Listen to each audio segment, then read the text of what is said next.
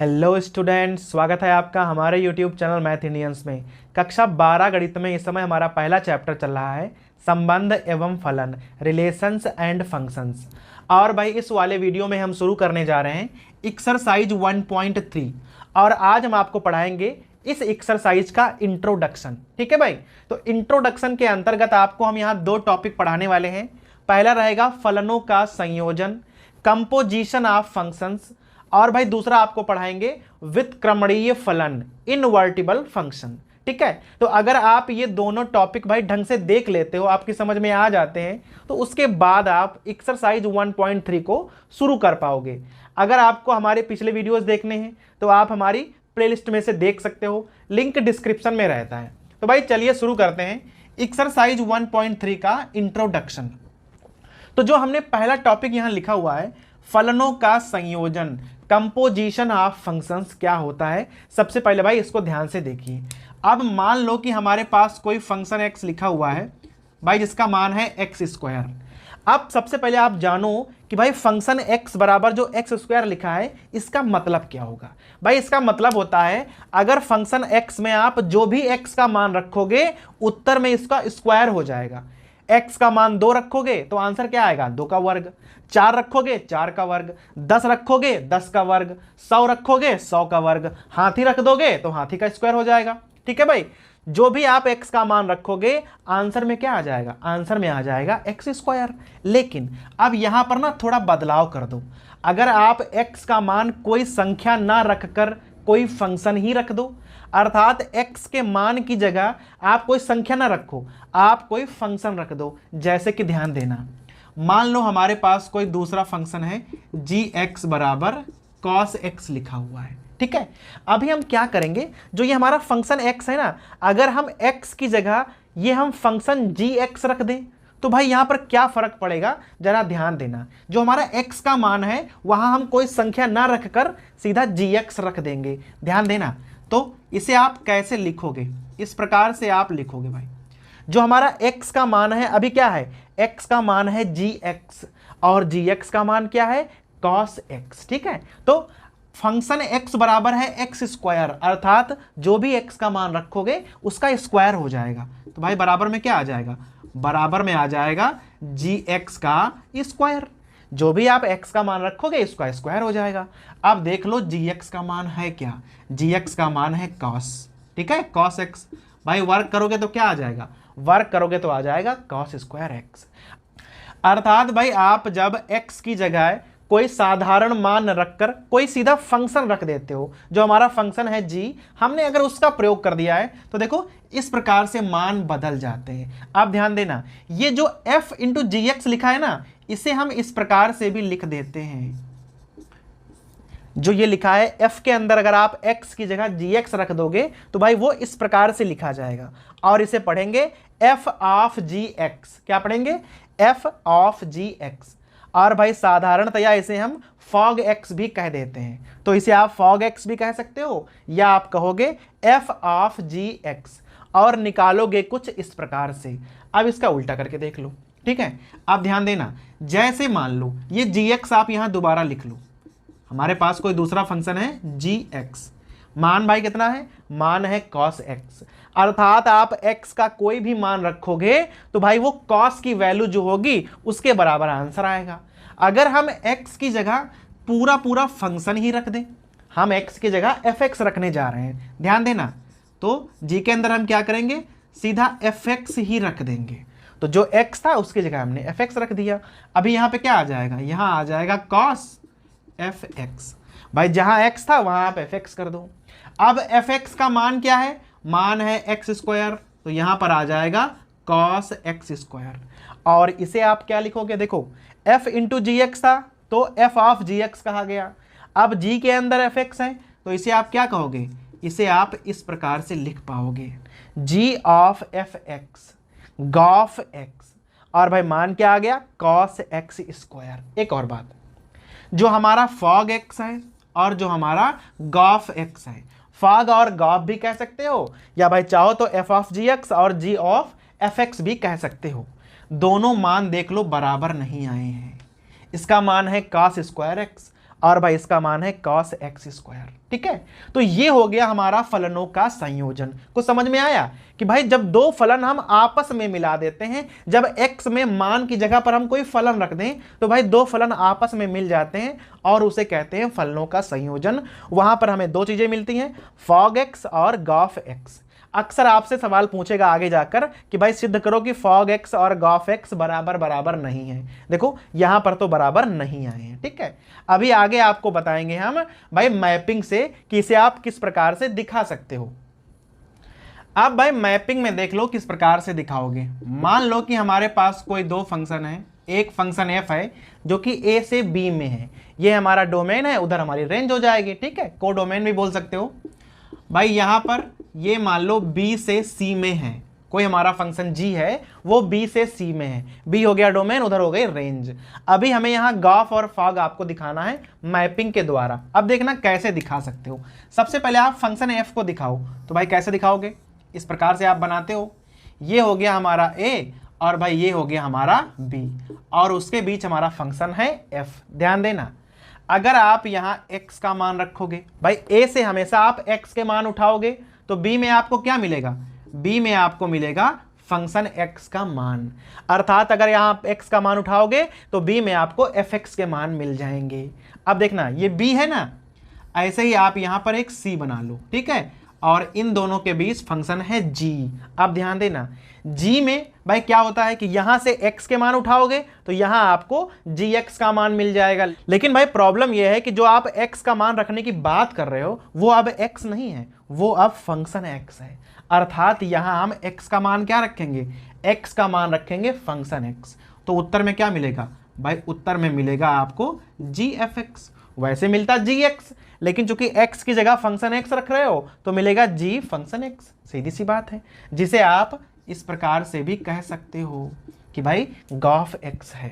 ठीक है, तो शुरुआत कहां से हुई, शुरुआत x से हुई, फिर हमें fx मिला और लास्ट में क्या मिला हमें, गॉफ x। अर्थात अगर आप यहां से यहां चलते तो आपको सीधे ही गॉफ x मिल जाता। ठीक है, अब यहां पर ध्यान दीजिएगा आप, जो हमारा फंक्शन f है उसके लिए ये डोमेन है, ये रेंज है। जो हमारा फंक्शन g है उसके लिए ये डोमेन है और ये रेंज है। लेकिन जो हमारा गॉफ x है उसके लिए ये डोमेन है और सीधा ये वाली रेंज है। तो यहां पर डोमेन और रेंज भी आपको क्लियर करने हैं। अभी आपको हम एक उदाहरण से भी बता देंगे। ठीक है, फिलहाल आप यहां देख लो कि फंक्शन f के लिए ये डोमेन तो ये रेंज, फंक्शन g के लिए ये डोमेन तो ये रेंज, और भाई जो हमारा गॉफ x होगा उसके लिए ये वाला भाई डोमेन हो जाएगा तो सीधा c वाला रेंज हो जाएगा।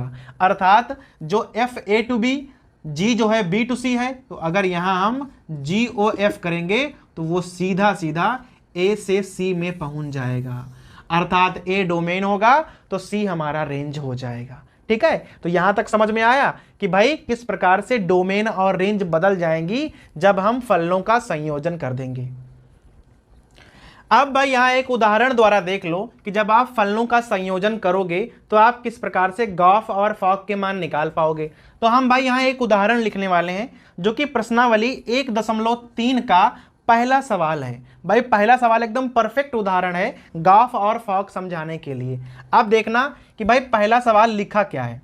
जो हमारा फंक्शन f है वो है 1 3 4 और भाई कहां तक है ये ध्यान दीजिए, 1 2 5 तक है। इस प्रकार से हमारे पास कोई फंक्शन f है और हमारे पास कोई फंक्शन g है जो कि यहां से स्टार्ट होगा पक्का 1 2 5 और भाई कहां तक है 1 3 तक है।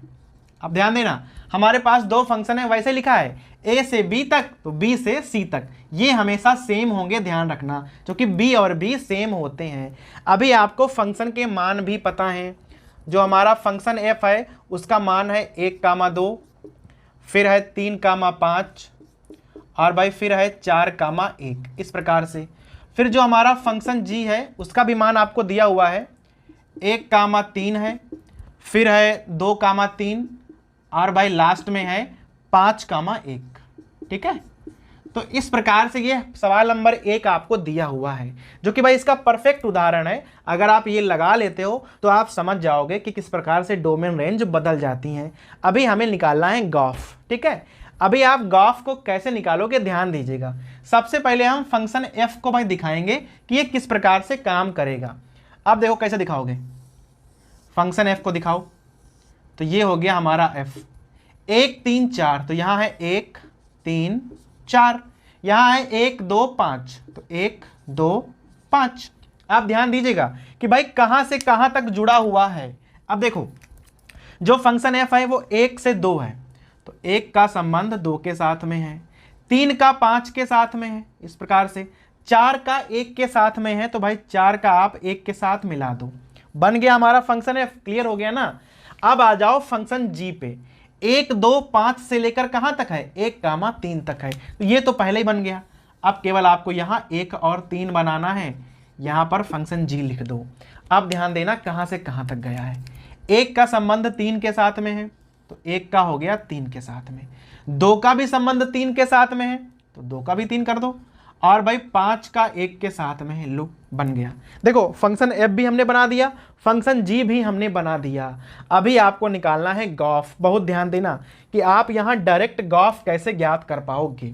देखो यहां से हम 1 से लेकर चले तो 1 कहां गया, 1 गया 2 में, 1 गया 2 में, और भाई 2 कहां गया, 2 गया 3 में, ठीक है। तो हम सीधे ये वाला देखेंगे और सीधे ये वाला देखेंगे, हमें बीच वाला देखने की कोई जरूरत नहीं है। तो 1 सीधा 3 तक पहुंच गया, तो यहां आ जाएगा 1 3। अब देखो जो 3 है वो 5 तक गया, ध्यान देना 3 वाला 5 तक गया है, फिर 5 वाला 1 तक गया है, तो सीधा 3 वाला 1 तक पहुंच गया, तो 3 1 हो गया, ठीक है। फिर ध्यान देना आप 4 वाला 1 तक गया है, 4 वाला 1 तक गया है, 1 वाला 3 तक गया है, तो अभी 4 वाला 1 1 3, तो 4 वाला 3 तक पहुंच जाएगा। तो भाई जो 4 वाला था वो 3 तक पहुंच गया, ठीक है। समझ में आया कि नहीं आया। तो भाई इस प्रकार से आप गॉफ के मान निकाल पाओगे। ये जो आप डायरेक्ट वहां पहुंचे हो ना, ये हमारे गॉफ के मान है। जैसे ये एफ का मान था, ये जी का मान था, वैसे ही ये वाला गॉफ का मान है। गॉफ का मान कैसे मालूम करोगे, यहां से डोमेन उठाओगे, यहां से रेंज उठाओगे, और भाई आपका आंसर आ जाएगा, ठीक है। तो समझ में आया कि किस प्रकार से आप डोमेन और रेंज में ना परिवर्तन कर पाओगे। अगर आप भाई इतना सब कुछ समझ गए हो तो आप समझ जाओ कि आपको फलनों का संयोजन एकदम समझ में आ गया है, ठीक है। जब हम प्रश्नावली पढ़ाएंगे तो भाई आपको और क्लियर हो जाएगा। फिलहाल ये प्रश्न नंबर 1 हमने पहले ही लगवा दिया उदाहरण में ही। अब आपको हम बताने वाले हैं कि व्युत्क्रमणीय फलन क्या होते हैं। अब भाई ध्यान दीजिए कि व्युत्क्रमणीय फलन क्या होते हैं। व्युत्क्रमणीय फलन अर्थात इनवर्टिबल फंक्शंस।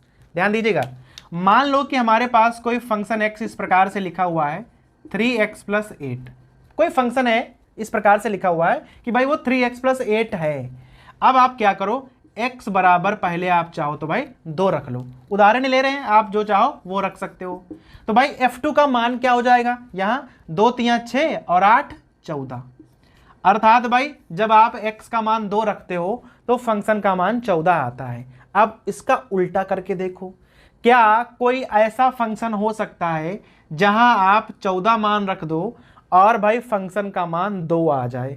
x का मान 14 रखो और भाई फंक्शन का मान 2 आ जाए, जस्ट रिवर्स हो जाए, ठीक है। भाई मान लो कि आपके पास कोई फंक्शन हो gx, कोई फंक्शन हो, हमें इसका मान नहीं पता है मान लो, ठीक है, पर कोई फंक्शन gx है जहां आप अगर x का मान 14 रख दो, x का मान 14 रखो, तो अगर g14 का मान 2 आ जाए, देखो जस्ट उल्टा हो गया, f2 का मान 14 है और भाई g40 का मान अगर 2 आ जाए तो आप समझ जाओ कि जो fx है और जो gx है ये दोनों एक दूसरे के व्युत्क्रम हैं, ठीक है। तो आप इस प्रकार से कह पाओगे कि जो g है हमारा वह f इनवर्स के बराबर है।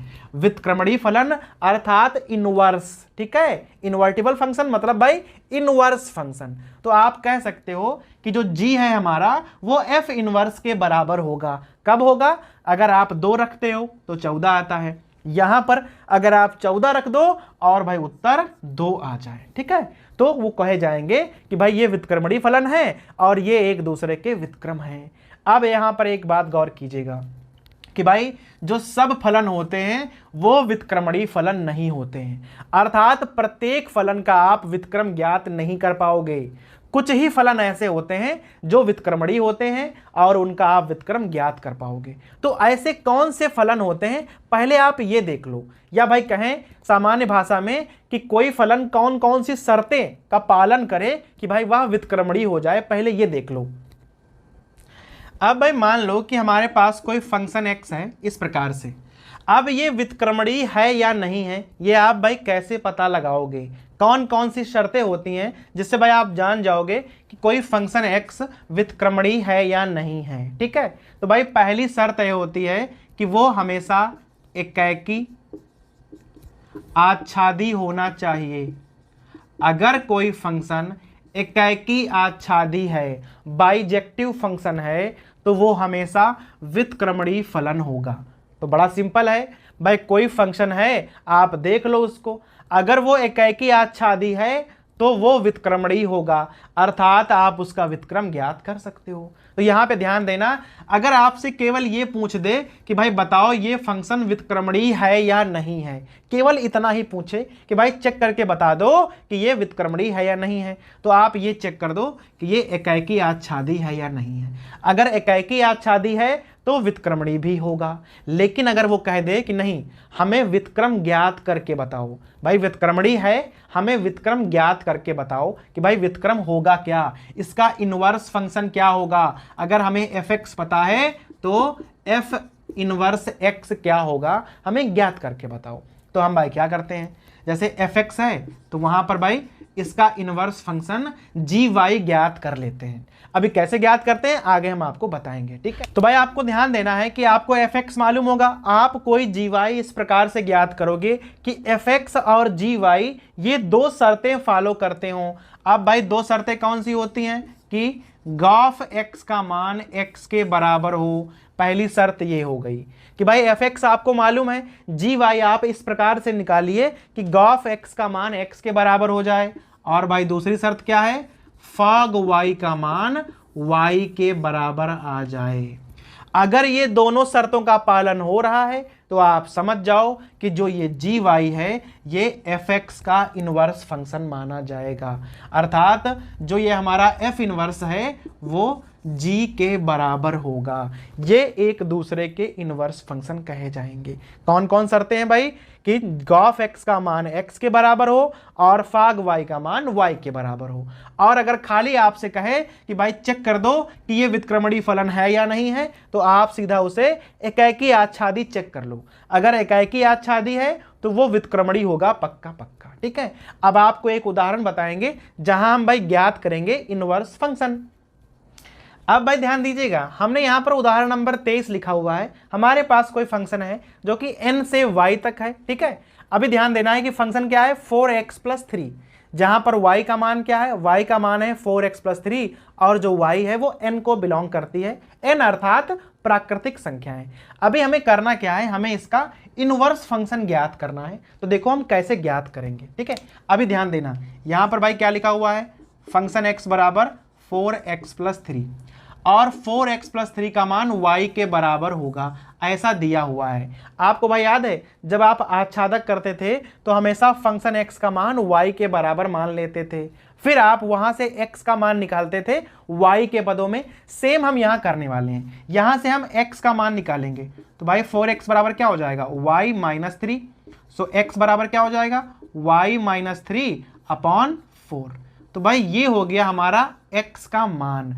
अभी ध्यान देना है आपको, ऐसे ही आप निकालते थे आच्छादक में, अभी यहां थोड़ा और आगे जाना है। अब जो ये वाली वैल्यू है, जो वैल्यू y में आई है, ये हमेशा gy के बराबर होगी। gy क्या हो गया, y - 3/4। ठीक है, अब ये जो gy है और ये जो fx है ये दोनों इनवर्स फंक्शन हैं, ऐसा हमें अब प्रूव करना है। निकाल तो हमने दिया है पक्का पक्का भाई, जो ये fx है और यहां पर जो gy है ये दोनों एक दूसरे के इनवर्स फंक्शन हैं, ये तो क्लियर हो गया है। अभी आपको दिखाना है कि सच में है या नहीं है। तो आप कैसे करोगे, आप सबसे पहले गॉफ x का मान निकालोगे और वो x के बराबर अगर आ गया तो सच में है, वरना नहीं होंगे। निकाल लो भाई गॉफ x का मान। तो क्या करोगे, g के अंदर आप fx निकालोगे, ये भाई ब्रैकेट है, ठीक है। g के अंदर आप x की जगह क्या रखोगे, fx रख दोगे। अब ध्यान देना, g का मान क्या है, y माइनस 3/4। अब जहां पे y है वहां क्या करोगे आप, fx रख दोगे। तो क्या आ जाएगा, ऐसे आ जाएगा फंक्शन x माइनस 3/4। अब देख लो फंक्शन x का मान क्या है, ये वाला मान रख दो। तो भाई 4x + 3 माइनस 3/4, 3 3 कैंसिल, 4 4 कैंसिल। क्या आ गया उत्तर में, उत्तर में आ गया x। देखा, गॉफ x का मान x आ गया।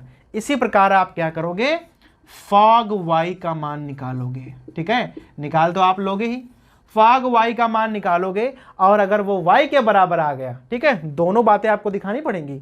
गॉफ x का मान x के बराबर आए, फॉग y का मान y के बराबर आए। अगर ऐसा हो रहा है तो ये दोनों एक दूसरे के इनवर्स फंक्शन माने जाएंगे। तो भाई ये निकालने की विधि है और ये वाली सिद्ध करने की विधि है। समझ में आ गया होगा। तो ये हो गया हमारा व्युत्क्रमणीय फलन। तो भाई इस वाले वीडियो में हमने आपको दो बातें सिखाई कि फलनों का संयोजन क्या होता है, कंपोजिशन ऑफ फंक्शंस, और भाई दूसरा आपको बताया कि व्युत्क्रमणीय फलन इनवर्टिबल फंक्शंस होते क्या हैं, ठीक है। तो अगर यहां से भाई आपको दोनों ही बातें समझ में आ गई हैं तो हम आपको अगले वाले वीडियो में एक्सरसाइज 1.3 करा देंगे, ठीक है। ये तो भाई इंट्रो वाला पार्ट था, अगले वाले वीडियो में हम एक्सरसाइज आपको कराएंगे। तो पहले आप ये वाला वीडियो देख लो और भाई अच्छे से समझ लो। अगर आपको हमारे वीडियोज पसंद आते हैं तो आप हमारे चैनल को सब्सक्राइब कर सकते हो और भाई अपने दोस्तों के बीच में हमारे वीडियोज को शेयर भी कर सकते हो।